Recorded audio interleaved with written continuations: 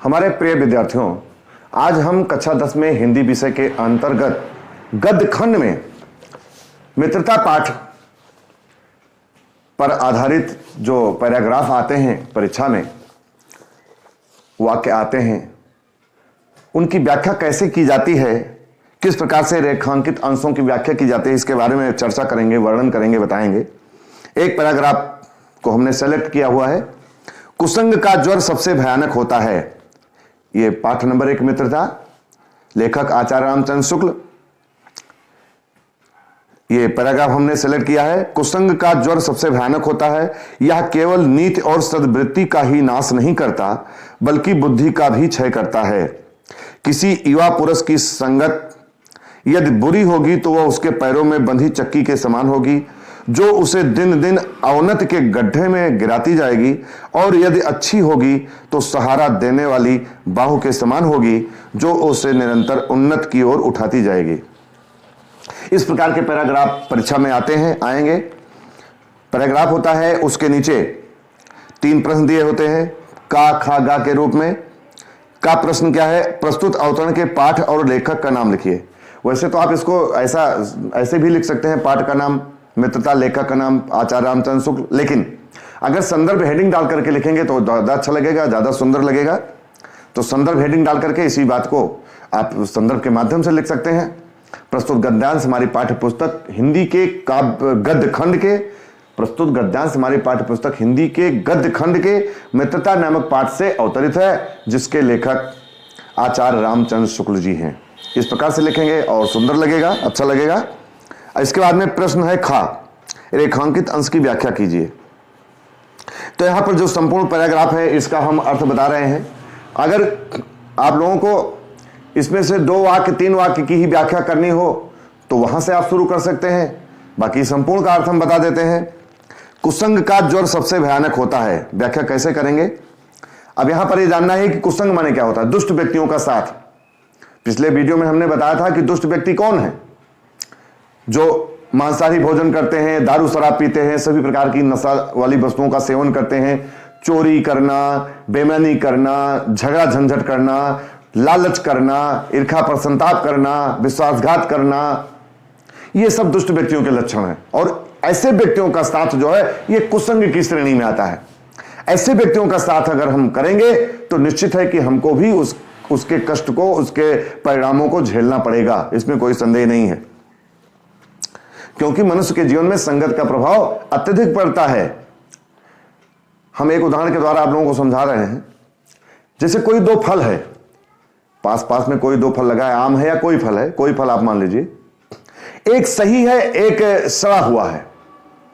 एक स्थान पर कोई 2 फल लगा है, एक सही है और एक सड़ा हुआ है।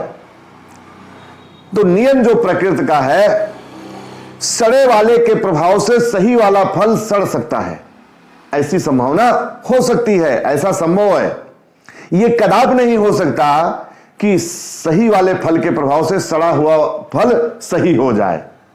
तो इसलिए इससे हमको यह फार्मूला, यह सूत्र, यह धारणा, यह सिद्धांत हमको लेना चाहिए, सीख लेना चाहिए कि जिस प्रकार से सड़े हुए फल के प्रभाव से अच्छा वाला फल भी सड़ सकता है, उसी प्रकार से दुष्ट व्यक्तियों के प्रभाव से अच्छा व्यक्ति भी दुष्ट हो सकता है, उसके आचरण में ढल सकता है, उसके विचारों का प्रभाव उसके ऊपर पड़ सकता है। ऐसा कम होता है कि अच्छे व्यक्ति का प्रभाव दुष्ट व्यक्तियों पर पड़े, क्योंकि जो दुष्ट होते हैं वो अपनी चाल अलग ही रखते हैं, अपना तरीका अलग ही रखते हैं, वो जल्दी किसी का कहना नहीं मानते हैं। तो दुष्ट व्यक्तियों के लक्षण क्या है? हमने क्या बताया कि सभी प्रकार की मांसाहारी वस्तुओं का सेवन करें। फिर से आप लोग जानिए दुष्ट व्यक्ति कौन है, कुसंग क्या है, इसको पहले जानेंगे तभी तो हम बचेंगे।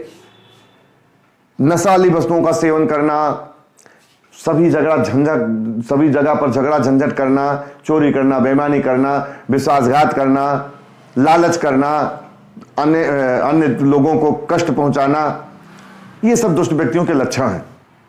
ऐसे व्यक्तियों से हमें बचकर रहना चाहिए, क्योंकि रहीम जी ने बहुत ही अच्छा इसके बारे में लिखा है कि रहमन ओछे नरंते तजो बैर और प्रीत, और काटे चाटे स्वान के दुहू हाथ विपरीत। मतलब दुष्ट व्यक्तियों की तुलना रहीम जी ने कुत्ते से किया है कि हमें जिस प्रकार से कुत्ता से अगर हम प्रेम करते हैं तो हमको चाट करके अपवित्र कर देता है, अगर कुत्ता से बैर करते हैं तो हमें काट करके बीमार कर देता है। अर्थात कुत्ते के काटने से ऐसी भयानक बीमारी हो सकती है जिससे मौत हो जाती है, रेबीज कहा जाता है उसको। और अगर हम उससे प्रेम करते हैं तो हमको चाट करके अपवित्र कर देगा। तो इस प्रकार से उससे दूर रहने में ही हमारी भलाई है। तो दुष्ट स्वभाव के व्यक्ति, जो दुष्ट व्यक्ति होते हैं, दुर्जन व्यक्ति होते हैं, उनके बारे में रहीम जी ने यह बताया कि ये कुत्ते के समान है। जिस प्रकार से कुत्ते से बच करके रहना है हमें, उसी प्रकार से दुष्ट व्यक्तियों से ही बच करके रहना चाहिए। आशय क्या है कि हमें अच्छे व्यक्तियों से ही सदैव मित्रता करनी चाहिए। अच्छे व्यक्ति के लक्षण हमने पिछले वीडियो में बताए हैं, जो ईमानदार हो, परोपकारी हो, दयालु हो, क्षमा वाला हो, नम्रता वाला हो, विवेकवान हो, सात्विक भोजन हो, सभी प्रकार की नशा वाली वस्तुओं का परहेज करता हो। ऐसे व्यक्ति सज्जन की श्रेणी में आते हैं। ऐसे व्यक्ति परोपकारी होते हैं, दूसरों की मदद करते हैं, दूसरों की भलाई करने की इच्छा रखते हैं। तो सारांश क्या है कि हमें सदैव अच्छे व्यक्ति से ही मित्रता करनी चाहिए, सदैव सज्जन व्यक्ति से ही मित्रता करनी चाहिए, दुष्ट व्यक्तियों से बचकर रहना चाहिए। अब यहां पर हम अपने पैराग्राफ पर आते हैं। जिस प्रकार से ज्वर माने बुखार होता है, बुखार से हमारे स्वास्थ्य का नुकसान होता है, हमारे शरीर का नुकसान होता है, अनेक प्रकार की पीड़ा को हमें सहन करना पड़ता है बुखार के प्रभाव से। तो यहां पर जो लिखा गया है, कुसंग का ज्वर सबसे भयानक होता है। जिस प्रकार से बुखार के द्वारा हमें अनेक प्रकार के कष्टों का सामना करना पड़ता है, उसी प्रकार से दुष्ट व्यक्तियों का साथ करने से, कुसंग से भी हमको अनेक प्रकार के कष्टों का सामना, अनेक प्रकार की समस्याओं का सामना करना पड़ सकता है। आगे देखें, यह केवल नीति और सद्वृत्ति का ही नाश नहीं करता। अगर हम दुष्ट व्यक्तियों का साथ करेंगे तो हमारा जो सद आचरण है, हमारा जो नियम है, हमारा जो सिद्धांत है, जो हमारी सच्चाई है, वो धूमिल हो जाएगी, वो प्रभावित हो जाएगी और दुष्ट व्यक्तियों के साथ का प्रभाव हमारे ऊपर पड़ेगा। हम भी उसी रव में बह जाएंगे, उसी आचरण में हम भी ढलना शुरू हो जाएंगे। तो यहां पर यही लिखा है, यह केवल नीति और सद्वृत्ति का नाश नहीं करता बल्कि बुद्धि का भी क्षय करता है। अर्थात हमारी बुद्धि भी भ्रष्ट हो जाएगी। किसी युवा पुरुष की संगत यदि बुरी होगी तो उसके पैरों में बंधी चक्की के समान होगी। जिस प्रकार से अगर किसी व्यक्ति के पैर में चक्की बांध दिया जाए पत्थर की, तो वो भागने में विघ्न पैदा करता है, वो भाग नहीं सकता है, वो विकास के पथ पर जा नहीं सकता, आगे नहीं जा सकता, बार बार उसको रोकने का प्रयास करेगी, रोकेगी। उसी प्रकार से अगर दुष्ट व्यक्तियों का हमने साथ किया है, अपने साथ किया है, तो सदैव हमारे विकास में, हमारे अच्छे कार्यों में वो बाधा बनेंगे, क्योंकि उनका नेचर, उनका स्वभाव विपरीत है, दुष्ट व्यक्तियों का स्वभाव है। तो परिणाम क्या होगा कि बंधी चक्की के समान होगी, जो उसे दिन दिन अवनत के गड्ढे में गिराते जाएगी। अर्थात दुष्ट व्यक्तियों के साथ से हम साथ होने के कारण, मित्रता होने के कारण हम भी उसी सीढ़ी में बह जाएंगे और हमें अनेक प्रकार की समस्याओं, कठिनाइयों का सामना करना पड़ेगा और हमेशा हम लगातार अवनत के गड्ढे में अर्थात परेशानी में पड़ते जाएंगे। और यदि अच्छी होगी तो सहारा देने वाली बाहु के समान होगी, जो निरंतर उन्नत की ओर उसे उठाती जाएगी। अगर अच्छे व्यक्तियों से मित्रता की है, सज्जन व्यक्ति से मित्रता हुई है, तो क्या होगा कि वो हमारे सभी प्रकार के संकट में हमारा सहयोग करेगा, हमारा मार्गदर्शन करेगा, कोई भी समस्या आने पर हमारी मदद करेगा, तो हमारा विकास निरंतर होता रहेगा। वास्तव में जो मित्र का जो कर्तव्य है, जो लक्षण है, अब एक मित्र को अपने मित्र के बारे में सदैव चिंता होनी चाहिए, ध्यान रखना चाहिए, उसकी समस्याओं को देखना चाहिए, जानकारी करना चाहिए और समस्याओं को दूर करने का प्रयास करना चाहिए। सभी प्रकार की विपदा में, संकट में उसको सही रास्ता, सही सुझाव देना चाहिए, सही मार्गदर्शन देना चाहिए। यह एक मित्र का कर्तव्य है, सच्चे मित्र का कर्तव्य है। तो सारांश क्या है कि हमें सदैव सच्चे मित्र से, सच्चे व्यक्ति से ही मित्रता करनी चाहिए, दुष्ट व्यक्तियों से बचकर रहना चाहिए। दुष्ट व्यक्तियों से साथ करेंगे, मित्रता करेंगे तो हमारी अवनत होगी, हमारा कभी विकास नहीं होगा, हम नीचे गिरते जाएंगे। और अगर अच्छे व्यक्तियों से मित्रता करेंगे तो हमारा विकास होगा, हम ऊपर की ओर उठते जाएंगे, हम सफलता की मंजिल को प्राप्त होंगे। तो इस प्रकार से संपूर्ण का जो सारांश है वो यही है कि हमें अच्छे व्यक्तियों से मित्रता करनी चाहिए, दुष्ट व्यक्तियों से बचकर रहना चाहिए। तो प्रश्न नंबर का प्रस्तुत अवतरण के पाठ और लेखक का नाम उस संदर्भ के रूप में लिखना है, हमने बताया।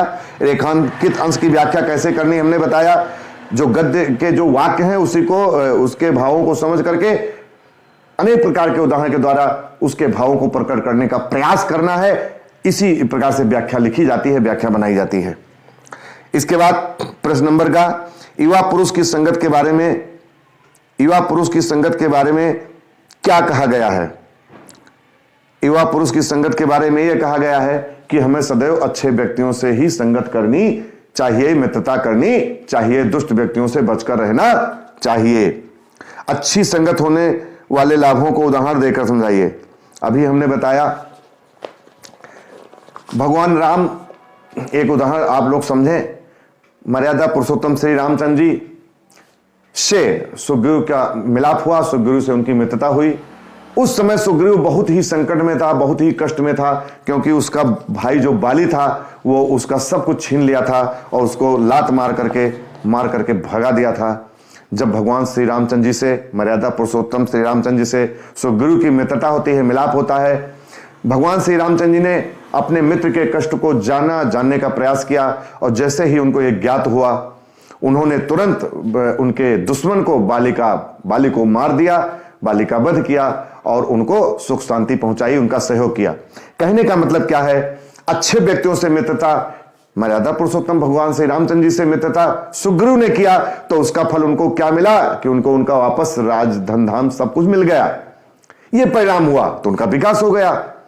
तो कहने का जो भाव है, अच्छे व्यक्तियों से मित्रता करने पर हमारा सदैव विकास होता है और दुष्ट व्यक्तियों से मित्रता करने पर हमेशा हमारा नुकसान होता है, हमारी हानि होती है। इसलिए सदैव हमें अच्छे व्यक्तियों से ही मित्रता करनी चाहिए।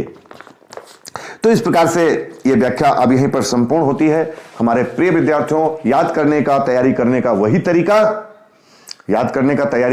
तरीका, प्रत्येक वीडियो को आप 5 बार रिप्ले करेंगे, अध्ययन करेंगे, चिंतन करेंगे, सोचेंगे, ध्यान करेंगे, लगन के साथ, जिज्ञासा के साथ, मन लगाकर 3 बार रिप्ले करेंगे, ध्यानपूर्वक समझेंगे, सुनेंगे, ध्यान से उसको चिंतन करेंगे। चौथी बार आप रिप्ले करेंगे तो उसको आप कॉपी पर लिखेंगे, आप देखते हुए, समझते हुए, सुनते हुए।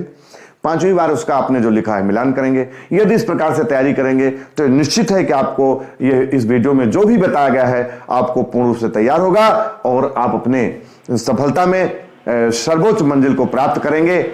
आप अपने जीवन में सफल हो जाएंगे। यही हमारा विश्वास है, यही हमारी कामना है और यही हमारी आशा है। इसी आशा और विश्वास के साथ मिलते हैं किसी नेक्स्ट वीडियो में। तब तक के लिए बहुत बहुत धन्यवाद।